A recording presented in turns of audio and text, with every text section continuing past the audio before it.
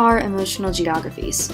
Emotional geographies push against a more biomedical model approach to emotion that pictures emotion as highly individualized and independent of one's surrounding environment and social location.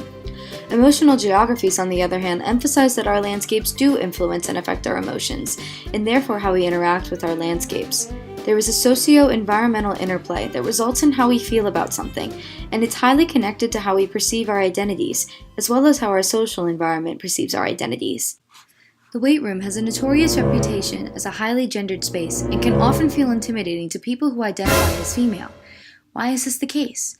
To find out, let's deconstruct this hyper-masculinized space by considering the context of its history, looking across differences in gender codes, and investigating the power imbalances both found in and perpetuated by the space itself. Modern fitness culture was born out of a long history of all-male institutions, spanning from the ancient Greeks to the mid-20th century bodybuilding gyms. These predecessors to the modern gym were intended to valorize the physical dominance of men, and over time created a close association between hegemonic masculinity and weights.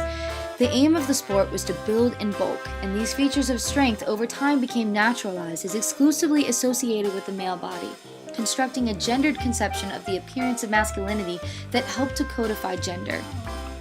While today men and women use contemporary fitness centers at relatively the same frequency, the echoes of these gendered codes and environments continue to be manifested in a type of de facto segregation into different niches within the gym. While spaces such as the weight room are theoretically available to all, cultural and societal norms based upon hegemonic codes of gender act on individuals and groups of people to exclude in practice rather than by rule or law. A study investigating the relationship between social physique anxiety and physical activity behavior demonstrated this idea of culture-salient forms of physical activity, which delegate anaerobic forms of exercise, such as weightlifting, for the male body, and aerobic for the female body.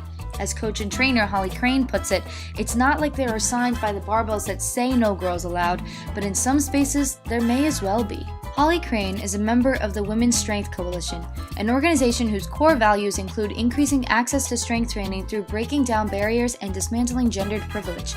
Crane pushes back against the media messaging that she believes has led to the discouragement of women to access the benefits of the weight room, saying that media messaging has taught women that the ideal female body looks a very particular way, small, lean, and generally contained, therefore pressuring women away from the weight rooms that threaten the masculine traits of bulk, build, and strength. In other words, strength has become naturalized for the male body, and as women should not look like men or else threaten the gendered order, men experience a spatial entitlement and confer dominance over the weight room to further assert hegemonic ideas of gendered bodies. The Women's Strength Coalition is one organization who is pushing back against the exclusive masculinization of weight rooms and, in general, this naturalization of men as the stronger sex that leads to the discouragement and discomfort of women in participating in anaerobic exercise. Another growing movement in attempting to invite women into the weight room is through women-only gyms, such as Get Fit. This organization arranges machines in a circle to facilitate conversation, limits the number of changing rooms to encourage the use of casual wear clothing, and externally facilitates workouts to eliminate conflict and anxiety over sharing equipment. However, through attempting to create a feminized gym, Get Fit plays into exclusionary gender codes by countering typical competitive, skill-based characteristics of regular gyms to foster instead a bonding experience in a non-competitive atmosphere, a more feminine atmosphere. In doing this, gender hierarchies may be left intact even as women enter the space. Furthermore, many times the motive behind the promotion of weightlifting in popular media is to achieve a sexy body. Articles written about female weightlifting are often written by women who emphasize the physical benefits and appearance over the health benefits, and are wrought with reassurances that weightlifting will not bring about a bulky build after all, alleviating fears of breaking the gender code. The authors assure their female readers that women just don't have the hormonal support to gain muscle mass like men, allowing women to lift while still conforming to the assigned cultural gender code. These articles are another reaction to the masculinization of the weight room, again attempting to feminize the space through appealing to traditional gender constructs rather than questioning them. The vigilant regulation of these gender codes is mapped onto the space itself. Holly Crane describes one salient anxiety many inexperienced lifters face: the fear of looking stupid. The open design of most weight rooms is deeply tied to our fears of being perceived as wrong or different in some way. The fishbowl design allows for people to keep a vigilant eye out for those breaking the traditional gender codes. Therefore, the structural order is kept intact through policing by way of fear of being sexualized, scrutinized, misgendered, threatened, or judged. So what does this all have to do with emotional geographies? The design of the weight room leaves bodies who already feel unwelcome due to societal pressures and stigma exposed, perpetuating these emotions of fear and discomfort and discouraging women from further using this space. The health benefits to weightlifting are therefore largely denied to women not by force, but rather by exclusion through this socio-environmental pressure. But why push back against this masculinization of the weight room at all? Well, the masculinization of strength perpetuates the power imbalance found in hegemonic gender codes. Recall Get Fit? Their attempts to modify the emotional geography of the weight room through feminizing the space leave intact the gender codes and societal pressures women face that contribute to the alienation of women in the first place.